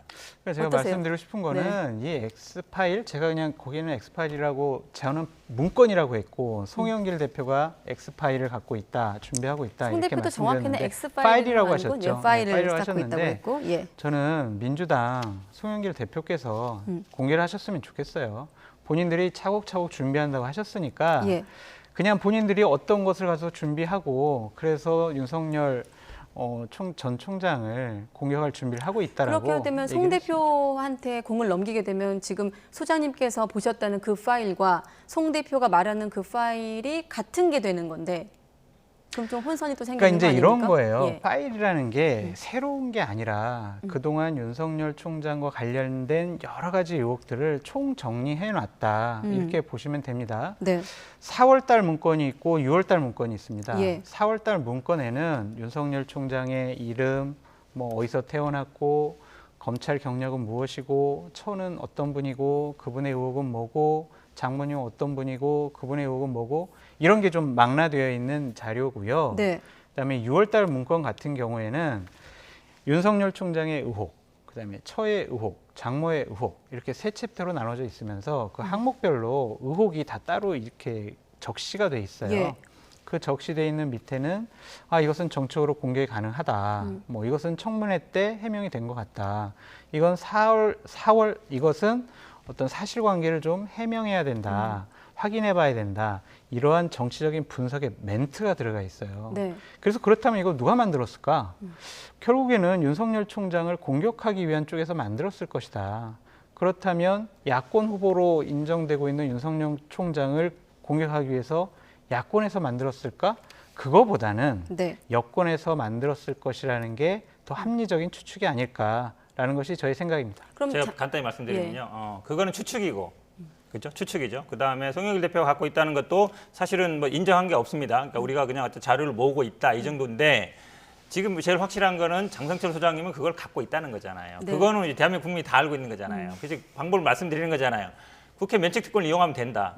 누구도 책임지지 않아도 되는 거고요. 그 네. 의원도 책임지지 않아도 되는 거고요. 잠깐 끼어들면 왜 변호사님께서 이 대목을 설명하시냐면은 소장님께서 불법 법을 어길 수 있는 여지가 있기 때문에 그렇죠. 그걸 말씀하셨기 때문에 지금 이 그렇죠. 말씀하시는 그리고요, 거거든요. 이게 사적으로 전달하는 경우도 이게 뭐 예. 법적 문제이지만 이거는 사실은 공적인 문제예요. 공공의 문제고 대선 후보 나가는 문제이기 때문에 사실은 제가 보기에는 공개에도 문제, 뭐 개인적으로 책임 안 질 걸로 보는데 그렇죠. 공적인 거 관심사잖아요. 공적인 관심사고 이게 굉장히 뜨거운 문제이기 때문에. 국민의 알 권리를 말씀하시는 그렇죠. 거고요. 그렇긴 한데 만약에 본인이 부담스러우면 국회의원을 통하면 된다. 근데 아마 야당 의원은 안 할 것 같다. 제 말이 사실은 설득력이 있잖아요. 여당 의원은 할 것 같고요. 그러면 사실은 하면 되는 거죠. 근데 그 방법을 만약에 안 하신다 그러면 이거를 지금 제가 들어보면 사실은 지금 하는 말씀은요. 다른 방송에서 다 한 얘기 그냥 네. 레코드 푸는 거랑 똑같아요. 새로운 얘기가 없어요. 자, 그럼 새로운 거 하나 여쭤볼게요. 잠시만요. 그럼 지금 변호사님이 언급한 이 대목 포함해서 여권이건 야권이건 지금 오늘 시점 이 지금 밤 10시 40분 기준으로 새로 연락받으신 거 있으십니까? 윤 전 총장이나. 아니, 그러니까 공개와 관련해서. 없어요. 윤 전 총장 측에서도 없고. 네, 없고요. 제가 참 이런 것 때문에 여러 가지 언론에 나다 보니까 어떤 분들이 있냐면 그거 좀 달라 이런 분들도 있고요. 네. 어떤 곳에서는 비용을 드릴 테니까 자기네를 줘라 이런 분들도 있고 어떤 분들은 이재명 지사 파일을 주겠다. 그러니까 그것도 한번 검토해 보시라. 네. 이런 연락들이 와가지고 상당히 여러 가지 혼란스럽고 곤란한 부분이 있는데 네. 이것을요 어떻게 윤석열 총장과 관련된 문건 이런 것들을 혼자 어떻게 국회에서 줘가지고 공개를 합니까? 제가 처음부터 공개하겠다는 생각이 없었고 저의 주된 생각은 이건 어쨌든 당이든 윤석열 총장 쪽에 줘서 제대로 된 준비를 했으면 좋겠다라는 차원으로 저는 준비했던 겁니다. 제가 오늘 뉴스에 스튜디오 들어오기 전까지 확인한 최신 뉴스는 출처가 여권이고 이제 일부 그 문건 중에 조만간 공개하겠다고 하셨거든요. 그러면 지금 시점에서 이 문건이 엑스파일이 가장 필요한 곳은 어디라고 생각하십니까? 아니요, 여전히?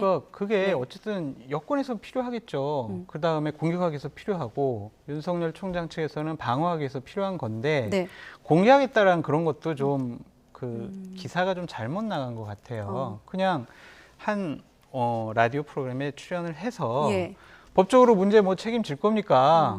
그 옛날에 생태탕처럼 그 증인들을 데리고 와서 3일 동안 이렇게 뭐 여러 가지 인터뷰를 하시는 그런 기회를 법적으로 문제 없게 해주시면 내가 3일 동안 시리즈로 해가지고 내가 공개하겠다. 책임질 수 있냐? 그때 책임 못 진다고. 근데 그 대목을 들은 이제 시청자나 청취자 입장에서는 그럼 어떤 식으로든 공개를 하겠다고 이제 이해를 하니까 언론도 그런 보도가 나온 거 아니겠습니까? 저는 당으로부터 장성철 소장은 문건을 공개하라는 요구를 공식적인 회의석상에서 하는 멘트로 받았어요. 근데 저는 공개할 수 없다라고 수차례 얘기를 했고 제가 그래서 무슨 얘기를 했냐면 정미경, 그다음에 김재원, 장재원 의원 등이 공개하라고 했으니 나는 공개 못하겠다. 내가 당신들 줄 테니 당신들이 그러면 책임질 공개하시라. 라는 게 저의 입장이에요. 그러니까 저는 공개할 생각이 없습니다. 그럼 지금이라도 그 야권에서 야당에서 문건을 달라고 하면 공개할 의사는 있으신 거고요? 저는 다 드리겠다고 했으니까요.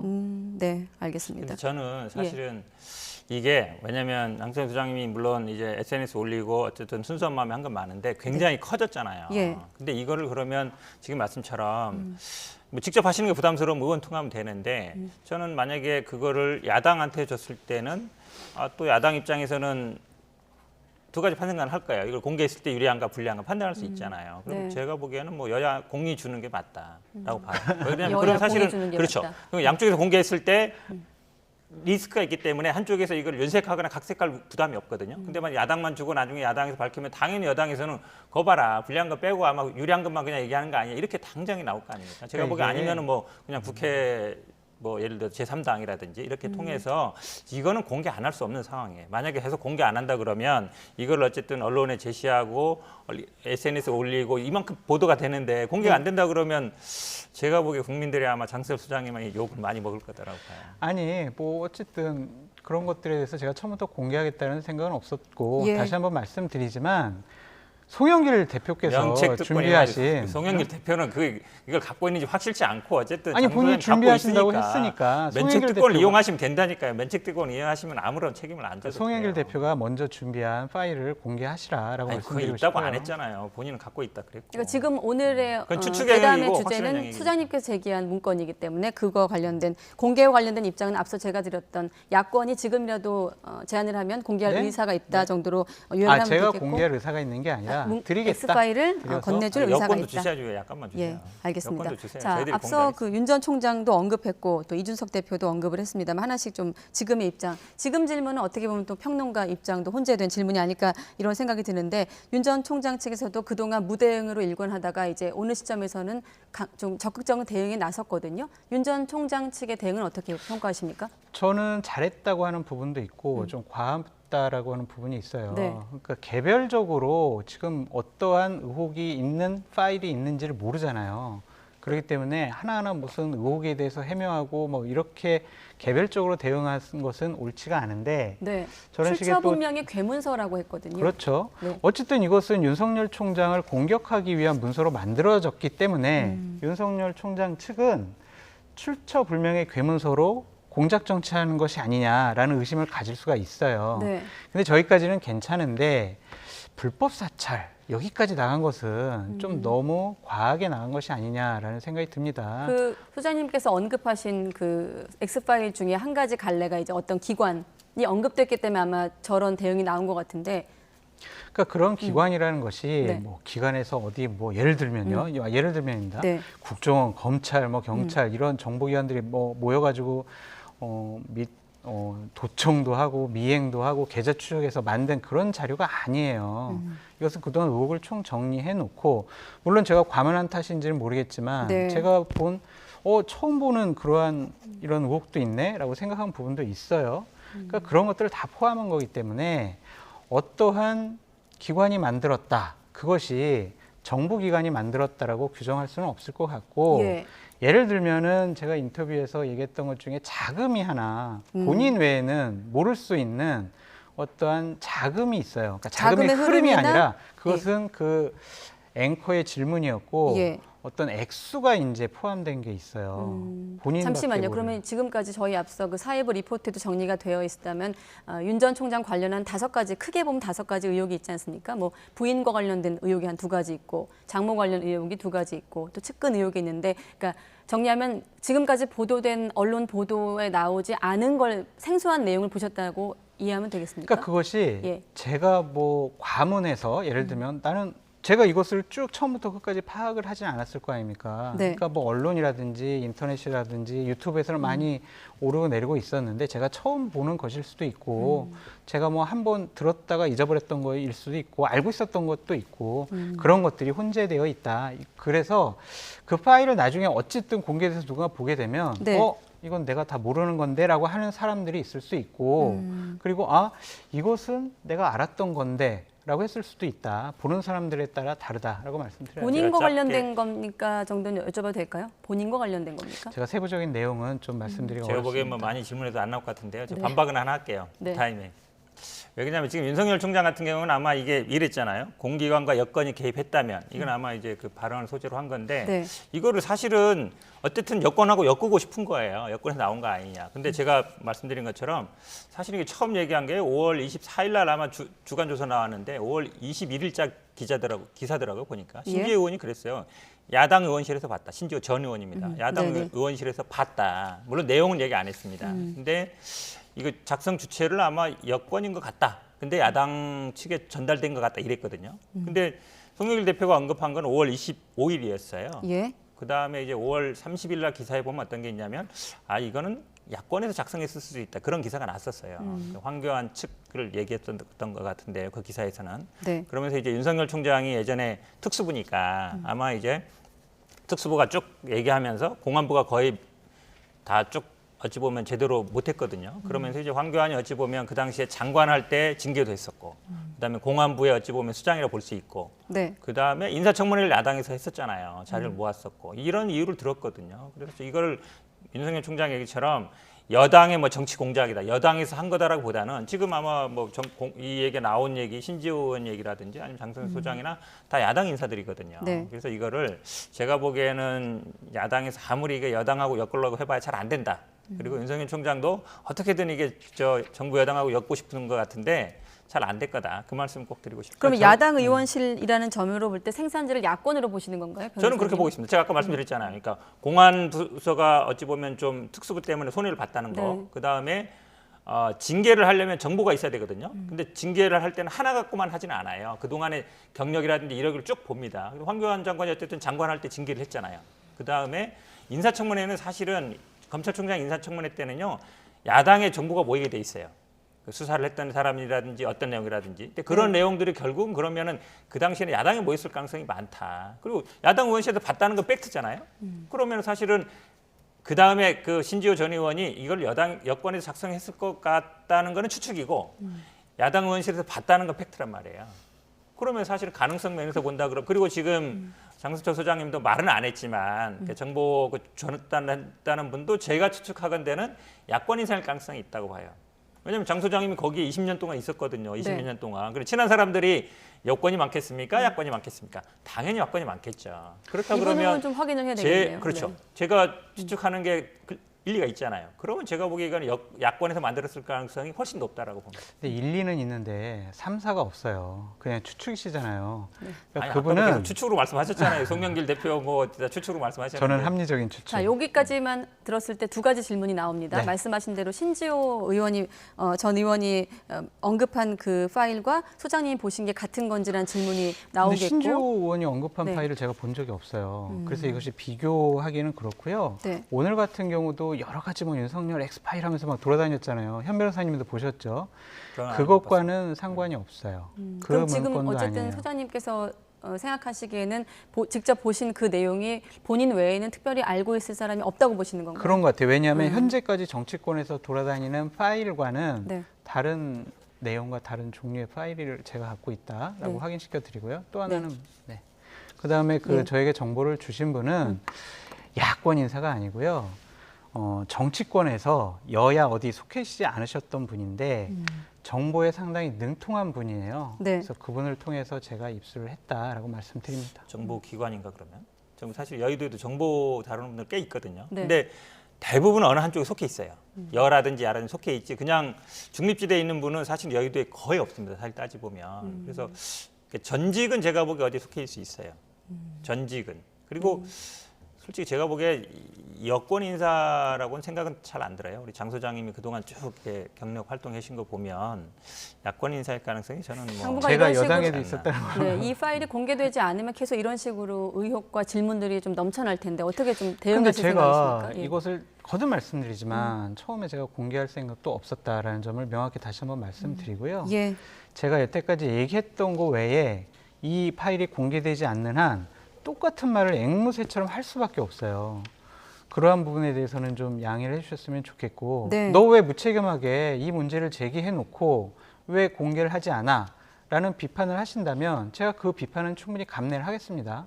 근데 저는 장성철이라는 정치평론가 개인이 네. 어떤 파일을 입수를 해서 그것을 제 개인적인 공간인 페이스북에 올렸다.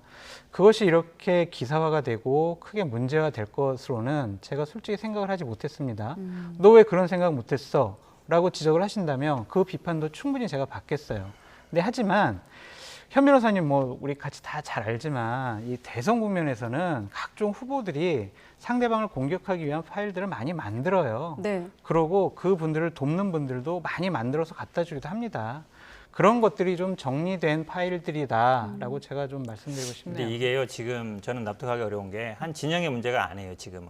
모든 언론이 아마 관심을 갖고 있고 모든 국민들이 관심을 갖고 있잖아요. 그러면 한 뭐 평론가의 입장 아니면 뭐 야권의 입장이 아니라 이거는 그러니까 제가 말씀드린 것처럼 그런 방법으로 면책특권을 이용해서라도 제가 보기엔 공개 방법을 찾는 게 맞다. 이게 만약에 공개 안 된다 그러면요, 아마 제가 보기에 장 소장님이 앞으로 굉장히 언론한테 진탄을 많이 받을 겁니다. 아니 자꾸 공개하시라는 거 보니까 그게 공개되면 여권에 유리할 거다라고 생각을 아니 제가 보기에는 아마 신지혜 의원도 지금 보면은 네. 한 주제 20개라 그랬거든요. 장 소장님도 그런 얘기를 언뜻 제가 들은 것 같아서 뭐 같은 거일 수도 있어요. 다른 거일 수도 있고. 근데 신지혜 의원도 만약에 이거를 뭐 갖고 있다는 말 안 했어요. 봤다고만 그랬거든요. 갖고 있으면 뭐 그분도 뭐 공개를 하면 되는 거죠. 그럼 제가 네. 이제 민주당 쪽 대선 후보들 거 파일을 입수하면 같이 드릴게요. 그러면 한번 그건 뭐 야당에서 공개하면 되는 거니까. 그거는 그때 그러면 여권 여당으로 공개 그러니까 제안하실 이거를 겁니까? 줄 테니까 공개하라, 뭐 안 줄 테니까 네. 공개하지 마라. 이거는 조금 네. 과한 여러 가지. 요 요구 내용은 이제 같아요. 이 정도로 얘기하면 될 것 같고 이제 평론가로서 네. 질문을 드리면 어쨌든 엑스파일 뭐 사실은 이 논란을 제기한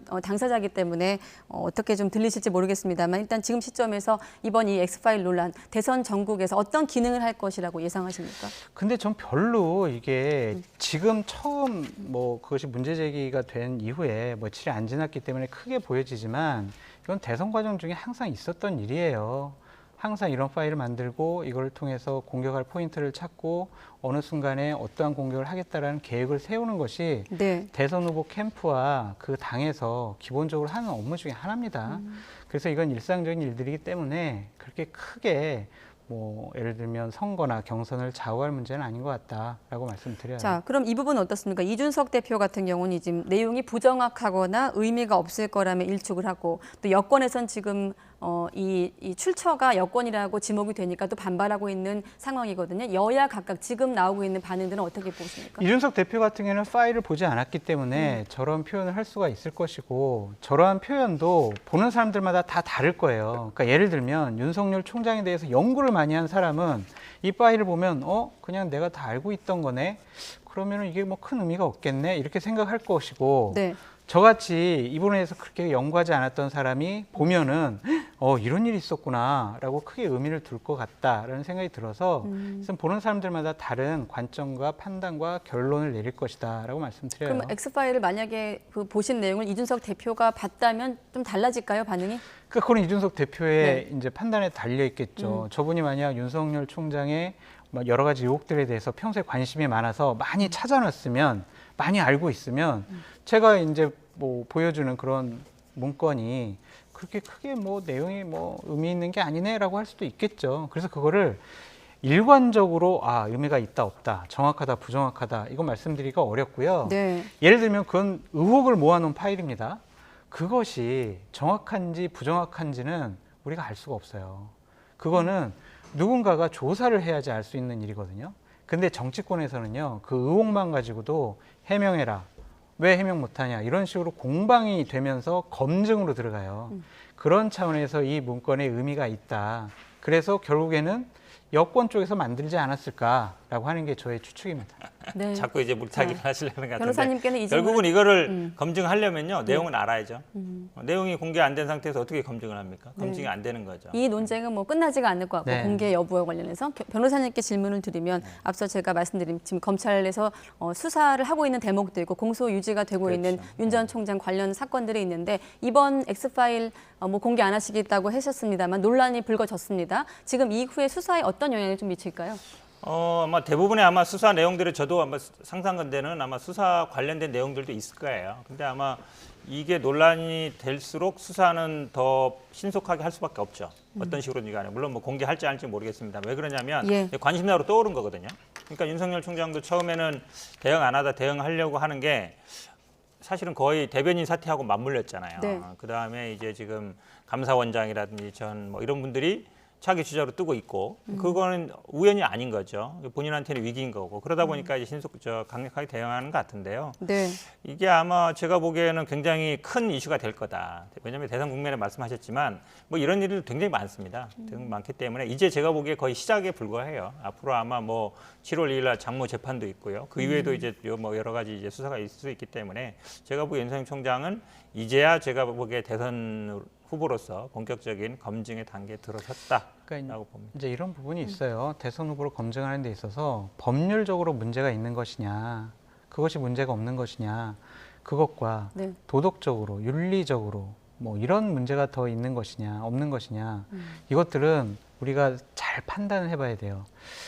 우리가 어떤 공직자를 인사검증을 할 때 네. 법률적인 문제보다 도덕적이냐 윤리적이냐 그런 문제를 더 많이 심하게 우리가 추궁도 하고 책임을 묻지 않습니까? 네. 대선 후보들에 대한 검증이라는 것도 전 그렇게 보여져요. 윤석열 총장이 앞으로 대통령이 되기 위해서는 100개의 허들을 넘어야 될 거예요. 그중에 지금 앞에 하나의 허들이 나타났다. 이것을 좀 더 준비를 잘해서 잘 넘어야 한다. 그렇게 말씀드리고 싶습니다. 방어하기 힘들겠다고 했던 대목은 도덕적인 검증이 필요한 대목입니까? 아니면 법적인 좀 관련된 그것들이 대목입니까? 거기서는 혼재가 돼 있어요. 그러니까 제가 말씀드렸지만 처음 본 것도 있고 생소한 것도 있고 예. 오우 와 이런 것도 있어라고 했기 때문에 와 이러한 것들이 계속 논란이 되고 해명하라고 요구를 하면 네. 이거를 지금 윤석열 총장 캠프 차원에서 방어할 수 있을까? 힘들지 않을까? 그런 생각을 한 겁니다. 제가 해석을 해드릴게요. 직접 말을 안 하시니까. 그러니까 법률적인 부분은 아마 장 소장님이 그렇게 뭐 전문적으로 들어보지는 않을 거예요. 유죄냐 무죄라든지 그거는 뭐 수사의 문제에 따라 달라는 거고. 네. 제가 보기에 포커스는 윤리 도덕적이 있다고 봐요. 윤리 도덕적이 있는데 그거는 윤석열 총장보다는 장모나 부인일 가능성이 높다라고 봅니다. 개인적으로. 왜냐하면 윤석열 총장은 뭐 검사를 해왔기 때문에 뭐 윤리적으로 뭐 어디 가서 뭐 나쁜 짓 했는지 그런 잘 안 드러났잖아요. 네. 특히 제가 보기에는 아마 부인 문제가 될 것이다. 부인이 왜냐하면 여러 가지 구설에 많이 휘말리고 있거든요. 그러니까 공소시효 지난 것도 있고 사실은 법적으로 문제 안 되는 것들도 있어요. 저는 예. 그렇다 본다 그러면 윤리 도덕적인 문제다. 그리고 그 중에서는 부인의 문제다라고 추측해 봅니다. 네, 자 끝으로 한 질문만 더 드리고 다음 주제로 넘어가도록 하겠습니다. 지금 보면 이제 이번엔 평론가로서 제가 질문을 드리는 건데 최근에 이제 윤 전 총장 입장에서만 봤을 때는 대변인도 사퇴를 하고 또 지금의 어떤 엑스파일 논란까지 맞으면서 어떻습니까? 조금 앞으로 대권 사실 도전을 공식적으로 밝히지 않은 시점이거든요. 지금 공개 여부를 떠나서 지금 의혹들이 제기된다면 어떤 식으로도 제기된다면 검증 절차를 밟아 나가야 할 텐데 어떤 좀 주문이 필요할까요? 기본적으로 네거티브 대응팀을 만들어야죠. 그 팀은 두 팀으로 나눠져 있어야 돼요. 그러니까 법률적으로 검토하는 법률가 팀과 네. 정무적, 정치적으로 공격하고 방어할 수 있는 팀이 따로 만들어져서 이것을 조화롭게 방어도 하고 공격도 하고 해야 합니다. 근데 제가 평론가 입장에서 보면 윤석열 총장 측의 지금 첫 번째 스텝은 네. 약간 좀 꼬였다라고 좀 말씀드리고 싶어요. 예. 준비를 제대로 했나라는 그런 생각도 들고 대변인이 그만두고 27일 날 나는 정치를 참여하겠습니다라고 선언을 하겠다고 예고가 되어 있는데 네. 아직도 캠프의 주요 인사 예를 들면 전략은 누가 담당하고 일정은 누가 담당하고 메시지는 누가 담당하고 물론 이런 것들이 이미 뭐 구성이 됐겠지만 외부로 지금 알려지지 않고 있잖아요. 예. 그러면 아직도 좀 준비가 덜 된 것이 아닌가? 라는 좀 우려스러운 전망을 할 수밖에 없습니다. 네, 다음 주제 넘어가려고 했는데 제가 아까 못 들은 질문이 있네요. 네. 저기 왜 이거 안 물어보지 하는 분들도 계실 것 같아서 김재원 의원하고 진실 공방을 벌인 대목도 있거든요. 그건 어떻게 된 겁니까? 그건 그분이 녹취록을 본인의 네. 페이스북에 다 게재를 했고 저랑 나눈 일문일답의 맨 마지막에 보면 뭐라고 돼 있냐면 본인 입으로 주지 마세요라고 했어요. 그것으로 제 답변을 가름하겠습니다. 그러니까 엑스파일을 건네주려고 했는데 김재원 그러니까 마지막 결론은 주지 마세요라고 난 걸로 이해를 하고 뭐 시간이 많지 않습니다만 짧게 다음 주제 넘어가고 마무리를 짓도록 하겠습니다. 자, 청와대에서 96년생 비서관이 나왔습니다. 박성민 전 민주당 최고위원 어떻게 좀 평가하십니까? 네. 저는 뭐 긍정적으로 보고 있습니다. 저는 사실은 이분 아버지를 예전부터 알았어요. 제가 변호사 사무실 있는 근처에 있거든요. 네. 나중에 당에 들어왔는데 그분 딸인지도 몰랐어요.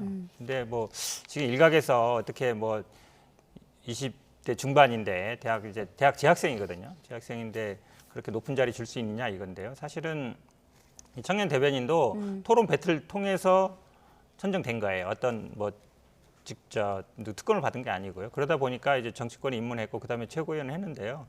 그러니까 이거를 무슨 예를 들어서 특혜를 줬다 이렇게 볼 게 아니라 사실 네. 어찌 보면 청년의 입장 지금은 결혼도 안 했을 것이고 본인 집도 없을 것이잖아요. 앞으로 네. 아마 대학 재학생이니까 당연히 직업 문제도 생각할 것이고요. 예. 그러면 그분들 입장에서 보는 게 맞다. 가장 관심이 취업, 집 문제, 결혼이지 않겠습니까? 네. 그거는 저는 누가 보다 그래도 그 눈높이에서 보는 게 맞다. 그렇게 본다 그러면 저는 뭐 좋은 인사라 보고 있습니다. 네, 국민의힘 쪽에선 파격이 아니라 코미디다 이런 비판이 나오기도 했는데. 뭐 저야 대통령께서 인사하시는 거니까 그분 뜻과 마음대로 하는 건데 네. 저는 되게 위험한 실험이라고 보여집니다. 그렇다고 해서 너는 젊잖아. 너는 25살밖에 안 됐잖아. 너는 고시도 패스하지 못했잖아. 그랬는데 어떻게 네가 비서관 할 수 있어. 이렇게 공격하는 것은 맞지가 않는 것 같아요. 저분이 이제 네. 청와대 비서관으로 가서 얼마나 국민들과 대통령께서 원하시는 결과물을 내놓을 것이냐 그런 것을 보고 나중에 한번 판단했으면 좋겠다라는 생각이 들고요. 네. 미리 예단해서 경험도 없는 네가 어떻게 청년 비서관으로 역할을 제대로 할 수 있어. 이렇게 가정의 결론을 내려놓고 비판하는 것은 좀 과하다라는 생각이 듭니다. 네, 알겠습니다. 오늘 나이트 포커스는 여기서 마무리하도록 하겠고요. 앞서 대화 도중에 여론조사 관련해서 자막과 제 언급이 조금 달라서 혼선이 있었는데 지지층 절반 이상이 민주당 지지층 절반 이상이 대선 경선 일정 연기에 반대한다. 이 조사 결과 관련해서 리얼미터가 JTBC 의뢰로 지난 19일부터 이틀 동안 조사한 결과라는 점 다시 한번 고지하고 마무리하도록 하겠습니다. 네, 오늘 두 분과 함께 나이트 포커스 진행을 했습니다. 뭐 말끔하게 해소된 부분도 있고 조금 고개가 갸우뚱한 대목도 있습니다만 충분히 좀 질문을 드리지 않나 이런 생각이 듭니다. 네, 두 분 고맙습니다. 네.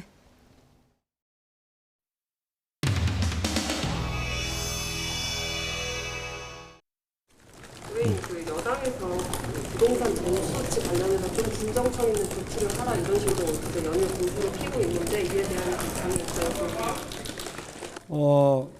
부동산 정수조사에 대한 부분은 저희들 어저께 개인정보 동의서를 다 제출했고요. 저희들은 공정하게 철저하게 받고자 하는 것이 저희들이 더 국민의힘이 원하는 바이고, 그래서 공정성 담보하기 위해서 부동산 불법 거래 전수조사를 두고 국민을 참으로 피곤하게 만들고 있습니다. 많은 국민들이 국민의힘이 왜 이렇게 문제를 복잡하게 만들고 시간을 끌고 있는지 묻고 있습니다. 민주당은 지금 국민의힘 부동산 전수조사에 대해 왈가왈부할 일이 아닙니다. 탈당 권유 조치를 한 지 열흘이 지났지만 해당 의원들의 반발만 무성할 뿐입니다. 단호하게 법적, 정치적 책임을 묻겠다던 호기로움은 어디로 사라졌습니까?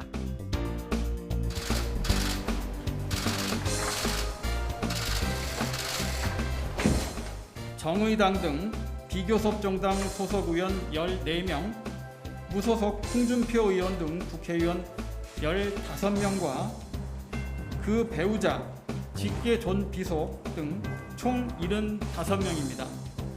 국민의힘 전수조사는 언제부터 실시하는 거예요? 네, 대변인이 답변드리겠습니다.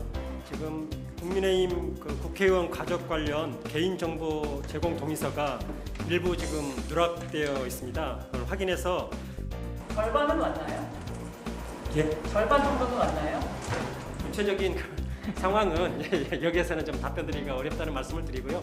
근데 국힘이 2주 뒤에도 덜 내게 되면 그 전원위에서 어떻게 할 수 있는 건 없죠? 이제 계속 이 상태가 되면 그 부분은 다시 또 이제 검토 과정이 필요하겠죠. 근데 아마 실무적으로 계속 지금 협의가 진행 중에 있는 걸로 알고 있고, 또 오늘 정시로 또 공문으로 요청을 해놓은 상태이기 때문에 요청할 계획으로 있기 때문에요. 아마 거기에 국힘에서도 저희들한테 공문으로 정식으로 조사를 받겠다고 한 만큼 답변이 들어올 것으로 기대합니다. 야 정의당 국민의힘을 제외한 정의당 포함 5당에 대해서는 즉시 이제 내일부터 착수하는 걸로 돼 있고요. 홍준표 무소속 의원까지 포함해서 다만 지금 브리핑 드린 대로 지금 국민의힘 관련해서는 추가 좀 보완 요청 사항이 있어서 그 보완을 요청해 놓은 상태라는 말씀을 드립니다. 그럼 저희들이 본격 착수 이런 단어를 네 글자 쓰는 것보다 보완되는 대로 본격 착수 이렇게 표현해도 됩니까? 일단 이 국힘에 대해서는 그런 보완이 이루어지는 대로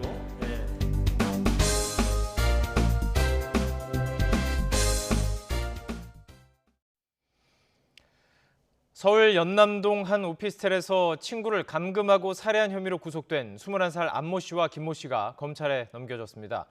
경찰은 살인 혐의보다 형량이 높은 보복 범죄 혐의를 적용했습니다. 이준엽 기자가 보도합니다. 모자를 눌러쓴 남성이 수사관에 이끌려 나오고 고개를 푹 숙인 또 다른 남성도 뒤를 따릅니다. 고등학교 동창을 감금하고 살해한 혐의를 받는 21살 안모 씨와 김모 씨가 유치장에서 나와 서울 서부지방검찰청으로 향하는 모습입니다.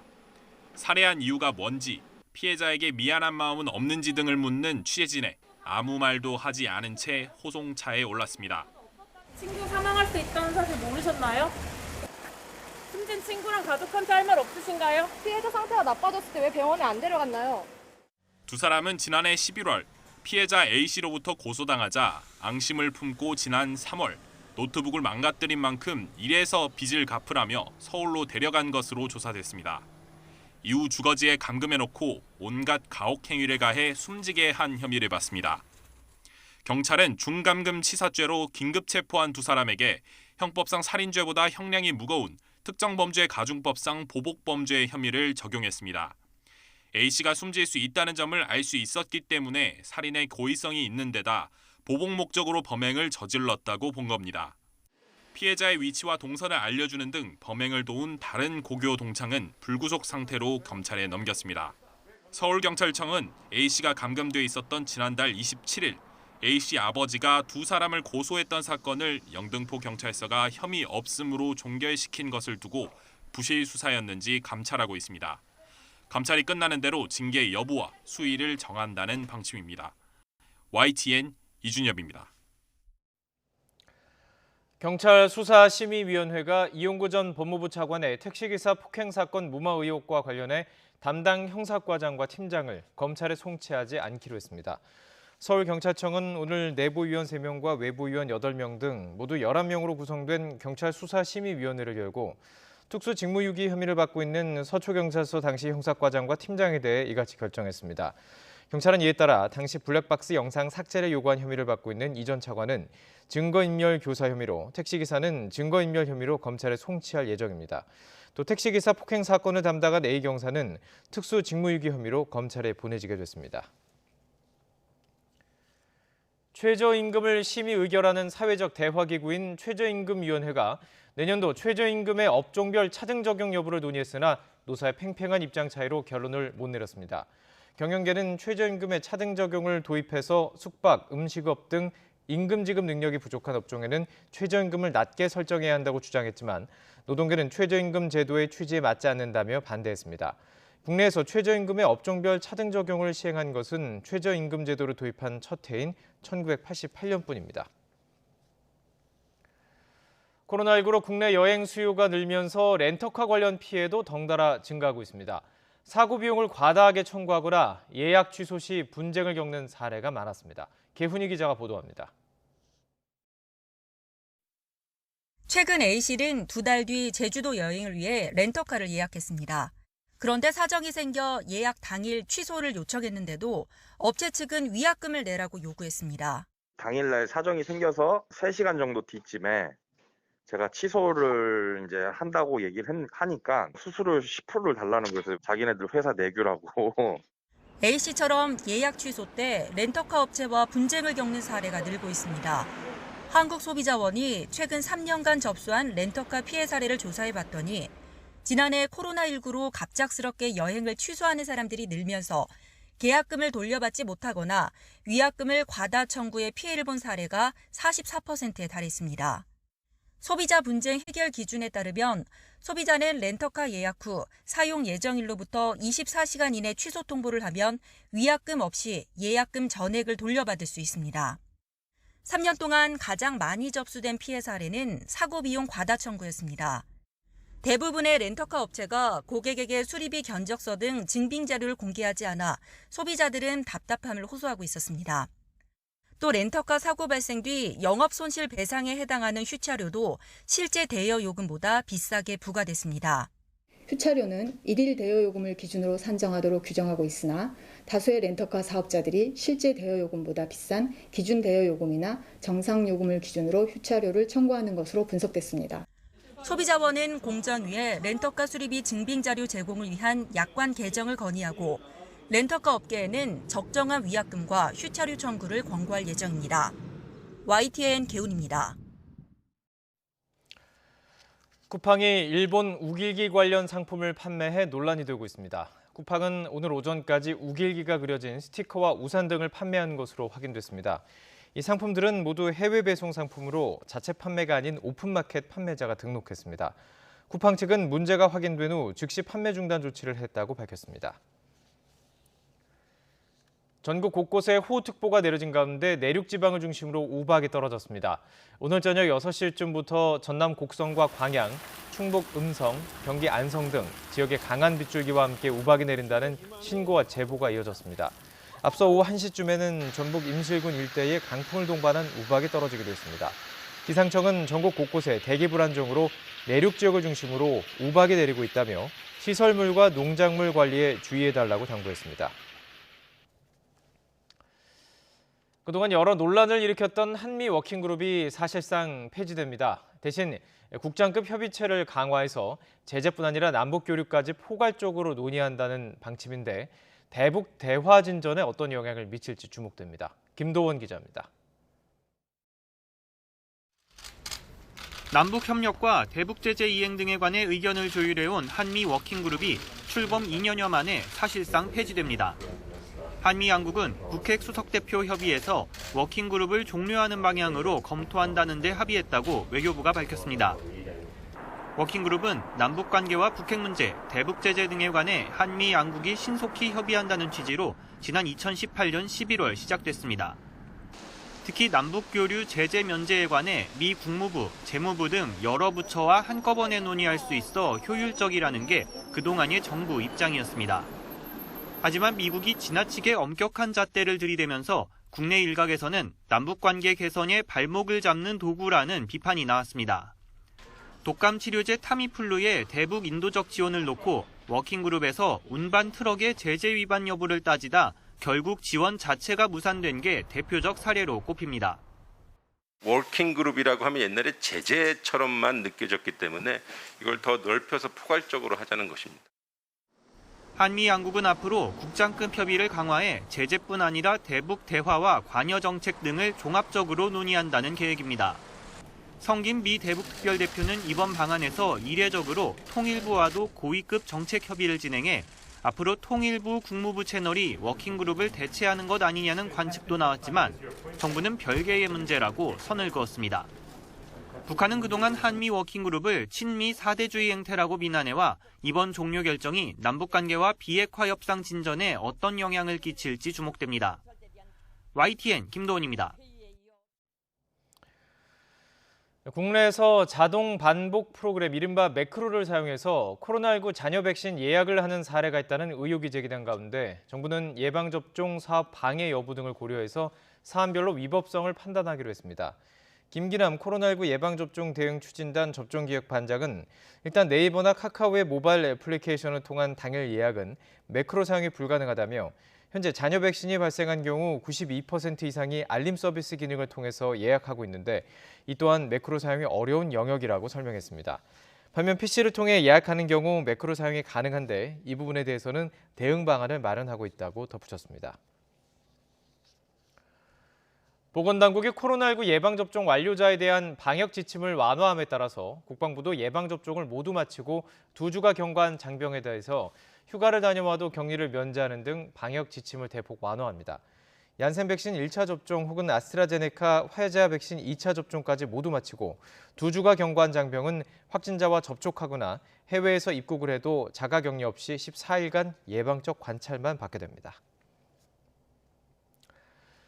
중국이 가상화폐에 대한 채굴 중단 조치에 이어서 거래 자체를 전면 차단하기 시작했습니다. 세계 최대의 채굴 국가인 중국이 초강수 단속에 나서면서 가상화폐 가격은 다시 떨어지기 시작했습니다. 베이징에서 강성욱 특파원입니다. 최근 중국 관영 매체는 가상화폐로 인한 사기 피해가 늘고 있다고 보도했습니다. 비싸게 샀다가 갑자기 거래 사이트가 폐쇄돼 돈을 날리는 경우가 많다는 겁니다. 你看，这是我当时截的图，卖出的时候就弹出一个对话框，就显示交易失败了。 중국 중앙은행인 인민은행은 가상화폐의 거래를 원천 차단하겠다고 공식 발표했습니다. 가상화폐 관련 계좌는 등록을 불허하고 기존 계좌로 거래하다 걸리면 말소 조치가 됩니다. 인민은행은 대형 국유은행과 전자결제 서비스 알리페이를 불러 직접 이렇게 요구를 했습니다. 돈줄이 끊기면 가상화폐 거래소도 없어질 것으로 중국 당국은 보고 있습니다. 虚拟货币交易炒作活动扰乱经济金融正常秩序，滋生非法跨境转移资产、洗钱等违法犯罪活动风险。 중국은 채굴량 1위인 신장에 이어 2위인 스촨 지역도 결국 채굴장 전면 폐쇄를 결정했습니다. 관변 매체는 이로써 중국 가상화폐 채굴의 90%가 중단됐다고 전했습니다. 전 세계로 따지면 채굴량이 절반 넘게 감축됐을 것으로 추정됩니다. 로이터 통신은 중국발 채굴 중단 소식 때문에 세계 가상화폐 가격이 하락했다고 보도했습니다. 중국은 민간이 발행하는 가상화폐 대신에 국가의 통제가 가능한 이른바 디지털 위안화의 도입을 적극 추진하고 있습니다. 때문에 이번 단속이 일회성에 그치지 않을 거라는 전망이 나오고 있습니다. 베이징에서 YTN 강성웅입니다. 투르크메니스탄의 수도 아시가바트가 올해 외국인이 살기에 가장 비싼 도시로 꼽혔고 서울은 지난해와 마찬가지로 11위를 차지했습니다. 컨설팅 업체 머선은 지난 3월 전 세계 209개 도시에서 진행한 설문조사로 주거비와 교통비, 식비 등 200여 개 항목을 비교해 2021년 도시생활비 순위를 발표했습니다. 투르크메니스탄은 경제 위기가 식량 부족과 초인플레이션을 초래하며 수년째 생활비가 올라서 수도 아시가바트가 지난해 2위에서 올해 외국인이 살기에 비싼 도시 1위로 한 단계 올라갔습니다. 2위는 지난해까지 3년 연속 1위였던 홍콩이, 3위는 지난해 45위였던 레바논의 베이루트가 차지했습니다.